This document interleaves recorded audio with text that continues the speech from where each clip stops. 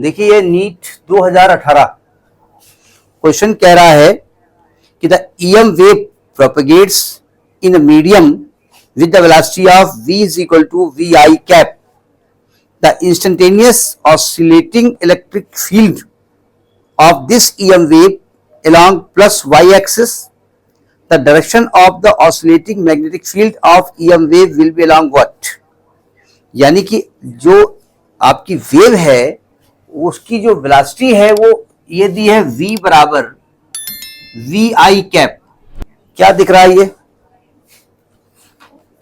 ये क्या दिख रहा है कि ये जो आपका इलेक्ट्रिक फील्ड है वो किस डायरेक्शन में है, सॉरी जो आपकी जो इलेक्ट्रोमैग्नेटिक वेव चल रही है वो किधर जा रही है, एक्स डायरेक्शन में, और इलेक्ट्रिक फील्ड दिया है अलोंग वाई एक्सिस. यानी क्या इलेक्ट्रिक फील्ड की अगर हम वेक्टर लिखें तो क्या ई जे कैप नहीं हो जाएगा.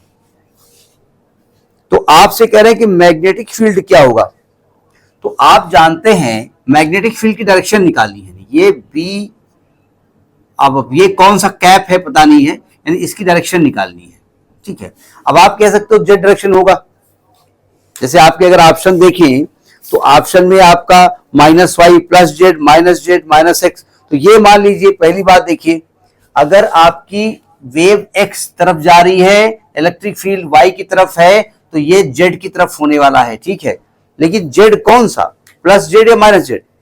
तो इसको कहेंगे आप, जो गलत ऑप्शन है उनको पहले आपने एलिमिनेशन मेथड समझ लीजिए, नहीं समझे, यानी जिसमें आपका y डायरेक्शन या कुछ और x डायरेक्शन दिया उसको हटा दीजिएगा. अब कैसे निकाला जाए, तो हम जानते हैं electric field cross magnetic field is equal to v होता है. E cross b is equal to v पढ़ा है ना आपने. तो E आपका क्या हो जाएगा, E, ये वेक्टर नहीं लिखेंगे, E को लिखेंगे E J cap cross B is equal to, इसको लिखेंगे वी आई कैप.